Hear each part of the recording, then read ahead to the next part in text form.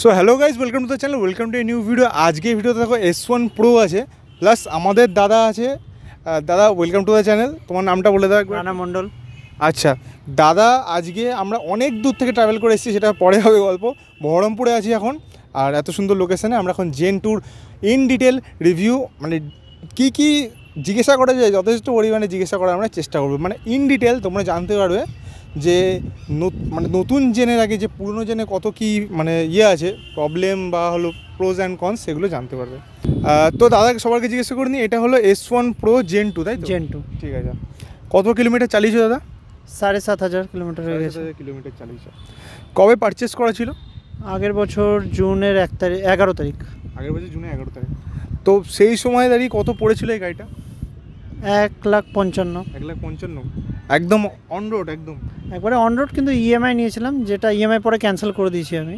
দিয়ে 1,55,000। ইএমআই বেশি সুবিধা লেগেছে না এটাতে বেশি সুবিধা লেগেছে?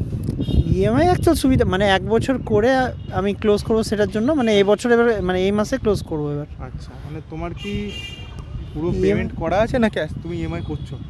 ইএমআই এই মাসই। গাড়িতে অনেক অ্যাক্সেসরিজ লাগিয়েছি। বলো, গাড়ি কত কিলোমিটার চালিয়েছো? 7,500 কিলোমিটার। 7,500 কিলোমিটার চালিয়েছো। কম চালিয়েছো না মনে হচ্ছে? কম চালিয়েছি, কারণ অফিসে যাতায়াতে ইউজ করতাম। এখন রেগুলার ইউজ হচ্ছে, তার কারণ হচ্ছে আমি র্যাপিডো করছি।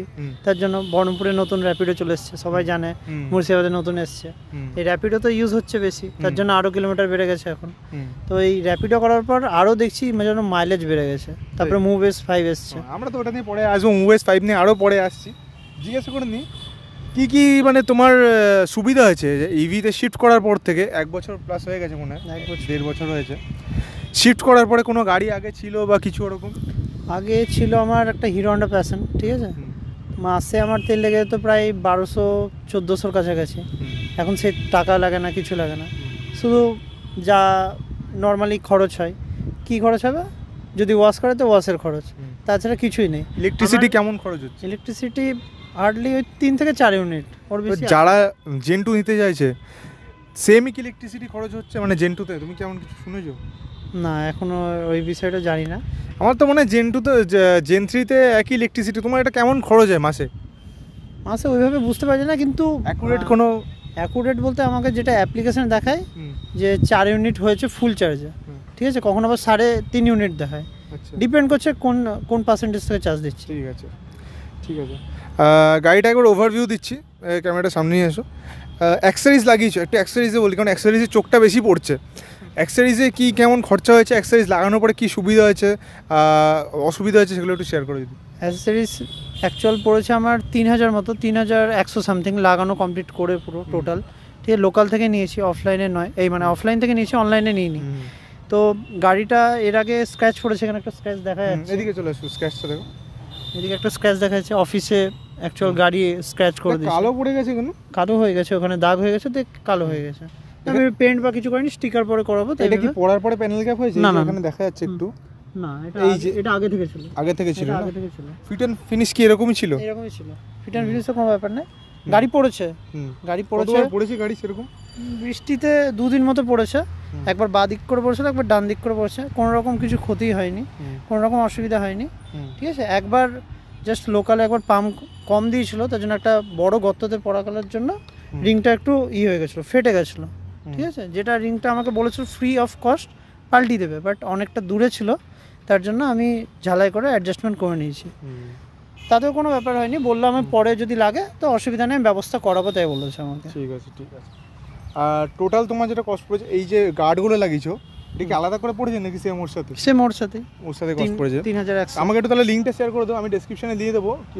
অফলাইন থেকে নিয়েছো না? আচ্ছা, তাহলে আমি যদি আমাকে হয় নাম্বারটা দিয়ে দাও, যারা এই এরিয়াতে থাকে বা এখান থেকে মোটামুটি মুর্শিদাবাদের মধ্যে, তাই তো? মুর্শিদাবাদের মধ্যে ওখান থেকে কিনতে পারবে। ঠিক আছে, ঠিক আছে, ঠিক আছে। আর মোটামুটি তাহলে ঠিকঠাকই চলছে গাড়িটা? ইন্স্যুরেন্স কোনো করিয়েছো কিছু এমন এখন অবধি? কোনো কিছু ভেঙেছে? প্রথমে একবার এখানে একটা অ্যাক্সিডেন্ট হয়েছিল, অন্য একটা বন্ধু চালাচ্ছিল, তখন এখানে একটা স্ক্র্যাচ লেগেছিলো। এটা এই বডিটা শুধু চেঞ্জ হয়েছে, আর কিছু করেনি। এই বডিটা চেঞ্জ হয়েছে? হ্যাঁ, এই বডিটা চেঞ্জ হয়েছে, এই প্যানেলটা। এখানে স্ক্র্যাচ হয়েছিল একটা বড়। আচ্ছা, আর কিছুই তেমন হয়নি। অন্য গাড়ি কোনো নেওয়ার প্ল্যান ছিল কিছু, মানে যখন তুমি সার্চ করছিলে ইভি নেবে একবার এথার দেখেছিলাম, এথার আর চেতক, কিন্তু চেতক চালিয়েছিলাম আর এথার অ্যাভেলেবেল ছিল না এখানে। এথার এখন রিসেন্ট এসছে, তাও এথার এখনও নেওয়ার কথা ভাবি না, ঠিক আছে। সব এর সব থেকে নেগেটিভ পয়েন্ট ছিল, আগে এর ডিস্ক ব্রেকে আওয়াজ করতো, এখনও মাঝে মাঝে হয় খারাপ রাস্তায়, কিন্তু ভালো রাস্তায় কোনো অসুবিধা হবে না, খারাপ রাস্তায় একটা কেমন ঝানঝান চুরির মতো একটা আওয়াজ হয়, ঠিক আছে। আবার মাঝে মাঝে ঠিক হয়ে যায়। এই প্রবলেমের সলিউশন কেউই করতে পারেনি এখন অবধি। সার্ভিস সেন্টারও না? না, সার্ভিস সেন্টার থেকে কি বলেছে? সার্ভিস সেন্টার বলছে ব্রেক প্যাডের ইস্যু হতে পারে, ব্রেক প্যাডও পাল্টিয়েছি, হতে পারে তা বলেছে। ব্রেক প্যাড পাল্টিয়েছি, লোকাল কিনেছিলাম, ঠিক আছে, এসকের, যেটা সব থেকে ভালো, এখনও চলছে। কেমন নিয়েছিল? সার্ভিস কস্ট আমার এখন অবধি নেয়নি না। আমাকে রিসেন্ট কিছুদিন আগে কেয়ার প্লাস না নেই, কিছুদিন আগেও এমনকি আমার সব চেক করলো, বললো টাকা লাগবে না, অসুবিধা নেই। আচ্ছা, আমাদের এখানকার সার্ভিসটা খুবই ভালো। আমাদের যে অভিজ্ঞতা থাকে মুর্শিদাবাদ পুরো হ্যান্ডেল করে, দারুণ ভালো করছে। মানে উনি কি সার্ভিস ম্যানেজার? Service manager. ঠিক আছে। গাড়িতে মানে এরকম কাদা জমে যাওয়া কি এরকম হয় নাকি?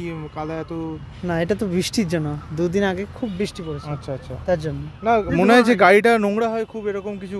হ্যাঁ, নোংরা তো হয়, ধুলো পড়ে, খুব ধুলো পড়ে, খুব ধুলো পড়ে।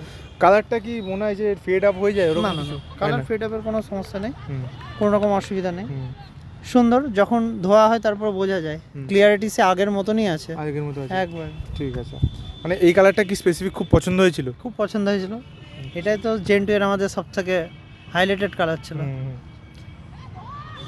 মানে যত্ন করাতে একটু যত্ন করে রাখতে হয় জিনিসটা, যত্ন করে রাখতে হয়, তার জন্য তো গার্ড এই দেখো, দেখতে পারো টোটোতে ধাক্কা মেরেছে, টোটোতে ধাক্কা লেগেছে কিন্তু কিছু হয়নি, গার্ডটা না থাকলে হতো। ঠিক আছে। চার্জিং এর কোনো এখন অবধি বহরমপুরে চার্জিং এর কোনো পয়েন্ট নেই বহরমপুরে, কিন্তু আমাদের অ্যাকচুয়াল নর্মাল প্লাগ পয়েন্ট বের করাই আছে, মানে যে কেউ রাতে এসে চার্জ করতে। কোথায় এটা? আমাদেরই একটা ইসি আছে পঞ্চানতলার এদিকে, ওই একটা ইসি খুলে চলার না, নতুন না, এটা পুরনো, এটা সবথেকে পুরনো। তো এটা কি ফাস্ট চার্জার?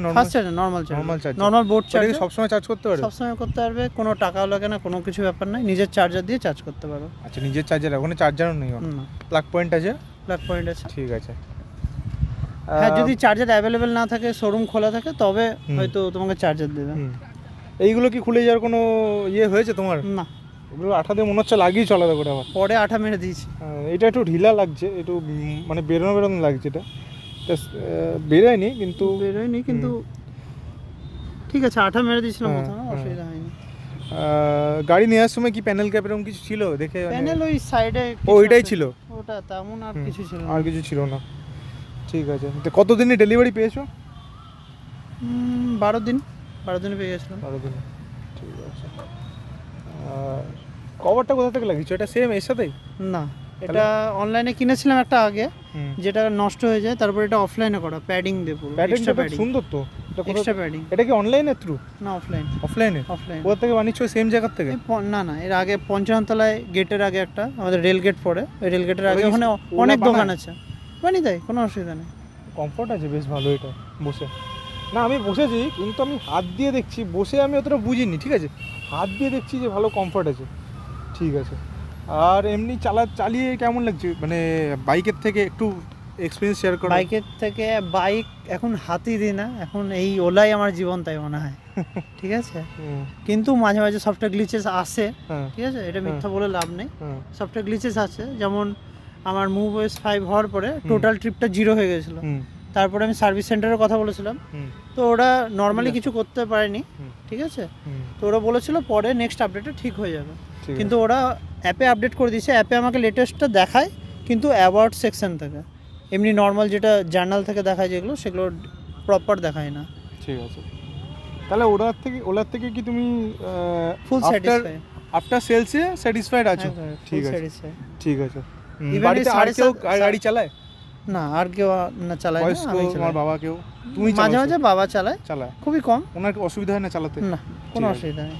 না, উনি নর্মালি এখান দিয়ে লক করে খোলে নাকি ফোন দিয়ে খোলে? ফোন দিয়ে না, লক পাসওয়ার্ড দিয়ে খোলে। ঠিক আছে। গাড়িতে কোনো সিস্টেম ইস্যু, ডেড হয়ে যাওয়া এরকম কোনো প্রবলেম এসছে? কোনো রকম কিছু হয় না। ওই সফটওয়্যার ইনস্টল করতে গিয়ে যদি ওয়াইফাই কানেক্ট না থাকে, তাহলে হয়তো সফটওয়্যার কারাপ্ট হয়ে যায়, তো কাস্টমার কেয়ারে কথা বললে না তো ইসিতে কথা বললে ওরা রিফ্রেশ করে দেয়, তারপরে আবার হয়ে যায় ঠিক, কোনো রকম অসুবিধা হয় না। ডবল স্ট্যান্ডও কি এর সাথে? ডবল স্ট্যান্ড আলাদা করে কিনেছিলাম অনলাইনে। ডবল স্ট্যান্ডটা কত পড়েছে? ডবল স্ট্যান্ডটা 500 পড়েছে না? একবার একটু কোয়ালিটি দেখাবে?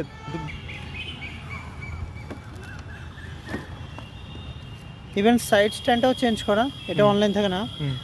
এটা এএসকে এর 560 না 70 সামথিং পড়েছে। এএসকে অফলাইন না অনলাইন? অনলাইন। ওটার কোয়ালিটি হেভি। আচ্ছা ঠিক আছে। কাদা লেগে আছে একটু। এটা কি একবারও কোনো খারাপ হয়েছে এই যে কভারটা? যেটা অলরেডি নতুন হওয়ার পরে আমি স্ক্রু দিয়ে লাগিয়ে দিয়েছি কভারটা, যেন না একবার ভেঙেছে। আচ্ছা ঠিক আছে, ওরা পিন যে চেঞ্জ করার ওগুলো করে দিয়েছে, তারপরে আমি ডাইরেক্ট নাট লাগিয়ে দিয়েছি। ঠিক আছে ঠিক আছে ঠিক আছে। একবার একটু গাড়িটা খোলো। মুভএস 5 এসছে তাই তো? মুভএস 5 কবে ইনস্টল করলে, কেমন এসছে এক্সপিরিয়েন্স এবার শেয়ার করো। খোলো গাড়িটা, একটু ব্রাইটনেসটা বাড়িয়ে দিও। আচ্ছা এক্সট্রা আমি দেখছি এই ম্যাটটাও লাগিয়েছো, ম্যাটটা একটু কষ্ট পড়ে দাও কত? ম্যাটটা সামথিং 300 মতো পড়েছিল। কোথা থেকে কিনেছো? 300 কি 400 মতো পড়েছিল, অনলাইনে কিনেছিলাম। ম্যাট লাগানোর পরে কিছু এফেক্ট হচ্ছে দেখার কিছু? না না, কোনো অসুবিধা হয়নি। তবে নর্মাল এর আগে একটা গ্লাস লাগানো ছিল যাতে টাচ ইস্যু হতো, কিন্তু এটাতে কোনো টাচ ইস্যু হয় না। ঠিক আছে। গরমে টাচের প্রবলেম হয় কিছু? না না, কোনো রকম সমস্যা হয় না। ঠিক আছে। এখন কিলোমিটারও দেখা যাবে। 8151, 7.5 বলছিলাম, 8151। আচ্ছা এখানে কি কি তুমি পেয়েছো মুভএস 5 এর পরে একটু শেয়ার করো। এখানে আমি দেখতে পাচ্ছি ওয়েদার আপডেট পেয়েছো 40, ওটা দেখো। ওয়েদার আপডেটের সাথে এখানে আবার আইপিএল AQI 126 42 ডিগ্রি সেন্টিগ্রেড এখন মুর্শিদাবাদে। 234 কেজি। আচ্ছা 19,000 টাকা সেভ করেছো। এখানে ক্রিকেটের লাইভ আপডেট এটা ট্রাই করেছো? ক্রিকেটে হ্যাঁ কেমন আছে, লাইভ আছে, পুরো অ্যাকুরেট। ঠিক আছে। আর এখানে উইজার্ডে কি আসছে? আর উইজার্ডের নতুন কিছু নাই, ওয়েদারটা আর অল টাইম কিলোমিটার 8151। আর এক্সট্রা কিছু নেই তেমন। ঠিক আছে। আমি সবথেকে যেটা ইউজ করি, আমি নিজের মাই মোডটা ইউজ করি। ডাই মোডটা তো? ডাই মোডটা ঠিক আছে, নিজে কাস্টমাইজ করে ইউজ করি। কেমন রেঞ্জ দিচ্ছে এই ডাই মোড? আগে কত দিত, ডাই মোড ইউজ করার পরে কত দিচ্ছে? নর্মালি আমি অ্যাকচুয়াল চালানোর উপর ডিপেন্ড করে। নর্মালি আগে 110-15 মতো পেয়ে যেতাম, কিন্তু এখন আমার মনে হচ্ছে সেটা 130-এর কাছাকাছি চলে গেছে। এখানে শো করছে 168 কিলোমিটার।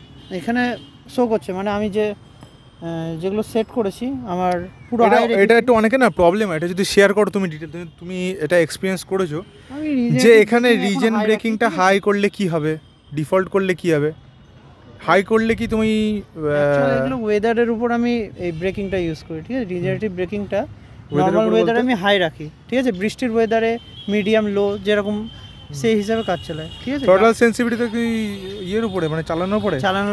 আচ্ছা টপ স্পিড 65 কিলোমিটার রেখে দিয়েছো, তার উপরে ওঠে না গাড়ি? 65 টপ রেখেছি, ম্যাক্স পাওয়ার তার বেশি যাবে না। যেটা টপ স্পিড করবো সেই অনুপাতে ম্যাক্স পাওয়ারটা যাবে। আচ্ছা ম্যাক্স পাওয়ার আর টপ স্পিডে পার্থক্যটা কি? টপ স্পিড তো 65 এর উপর যাবে না। ঠিক আছে, তাহলে তোমার ডাই মোডে এখানে আমাকে ম্যাক্স পাওয়ার আর টপ স্পিডের মধ্যে পার্থক্যটা বলো কি? দেখো তুমি যদি এখানে ম্যাক্স পাওয়ার বাড়িয়ে দাও না, এখানে ম্যাক্স রেঞ্জগুলো কিন্তু কমে যাবে। আচ্ছা 103 করে দিয়েছে যদি ফুল করি। এটা আমি 50 to 40 মধ্যে রাখি। ঠিক আছে, আর টপ স্পিড 65-60 এর মধ্যে রাখি। এটাতে আমার 168 কিলোমিটার দেখায়, কিন্তু আমি 130-140 এরকম কাছাকাছি পেয়ে যাবো। 140 পাইনি কিন্তু দেখায়, যেহেতু হেভি ওয়েট।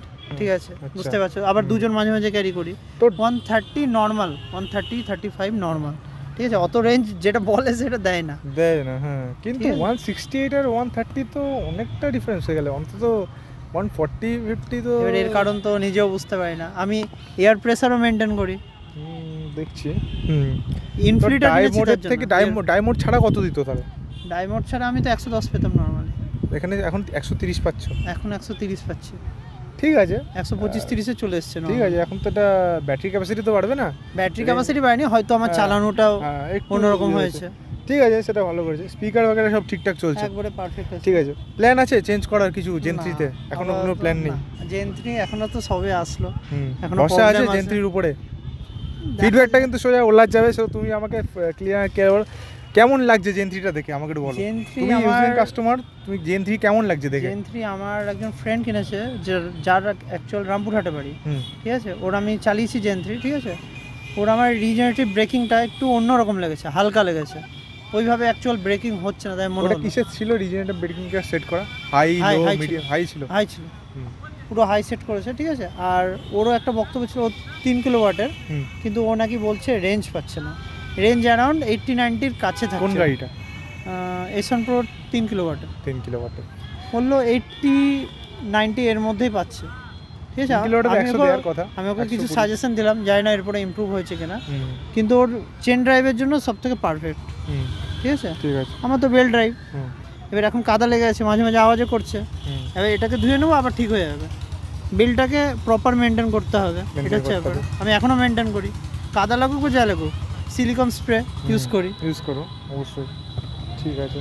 আর এমনি গাড়িতে আর কোনো সমস্যা নেই, না, তাই তো? কোনো রকম ব্রেকিং সমস্যা ব্রেকিং নেই। সব কিছু একবারে পারফেক্ট আছে। চার্জিং স্টেশনে কিছু বলতে চাও ওলাকে? চলো তুমি যদি ফিডব্যাক দাও। মুর্শিদাবাদে চার্জিং স্টেশন হয় তাহলে খুব ভালো হয়, কিন্তু এখানে চার্জিং কোন সাইডে স্টেশনে যদি কোনো আপডেট শেয়ার করো, যদি কোন সাইডটা হলে ভালো হয় সব থেকে? ইসিতে যদি করে সেটাও পারফেক্ট হয়, সেটা ভালো হয় না? ইসিতে সবার যেতে পারবে, ওটা নিয়ে কোনো চাপ ঠিক নেই। আছে, ঠিক না আছে। তো পেট্রোল পাম্পের সাথে কতগুলো collaboration শোরুম আছে হয়। আশেপাশে তোমার? এখানে একটাই আছে, একটাই আছে? এখানে একটাই আছে। ঠিক আছে। বাইকে কোনো ইন্টারেস্ট বা নতুন যে গিকগুলো আছে ওরকম কিছু? নতুন Interest ওলার বাইক দেখেছি, বাট ওই যে ফার্স্ট স্টেজগুলো আসুক, তারপরে রিভিউ দেখতে হবে, তারপরেই করতে হবে, হুম, নাহলে অবশ্যই, বাইকের কথা পরে চিন্তা করতে হবে। অবশ্যই। বাইকও সেরকম রেঞ্জ আছে দেখলাম, ঠিক আছে। তাহলে তোমার ওভারঅল এক্সপিরিয়েন্সটা ইজ গুড, তাই তো? গুড একবারে। আছে। এখন অবধি কোনো সার্ভিস সমস্যা কস্ট আমার হয়নি? লাগেইনি, ঠিক আছে। কোনো লাগেনি। কিছু মিডিলে না কোনো চার্জেস লাগেনি। হুম। ওটা যখন অ্যাপ্লাই করেছিলাম সামনে এর জন্য চেঞ্জ করার টাইমে 200 টাকা একটা নিয়েছিল, হুম। তখন একটা সার্ভিস করেছিল, অয়েল চেঞ্জিং যেসব একবার পাল্টি নিয়েছিল। তো ভালো, এখন ওলার সার্ভিস এখন ইমপ্রুভ হয়েছে? অনেকটা ইমপ্রুভ হয়েছে, আমাদের এখানে তো কোনো রকম অসুবিধা হয় না। ঠিক আছে, ঠিক আছে দাদা, থ্যাংক ইউ আজকে আমাদের এত সুন্দর একটা রিভিউ দেওয়ার জন্য। তুমি এত কষ্ট করে আসলে আর আমাদের এত সুন্দর একটা রিভিউ দেওয়ার জন্য। দেখা হচ্ছে নেক্সট ভিডিওতে। এক্সপিরিয়েন্সটা অবশ্যই, তোমার কি এক্সপিরিয়েন্স সেটা অবশ্যই শেয়ার করো। আর দেখা হচ্ছে নেক্সট ভিডিওতে।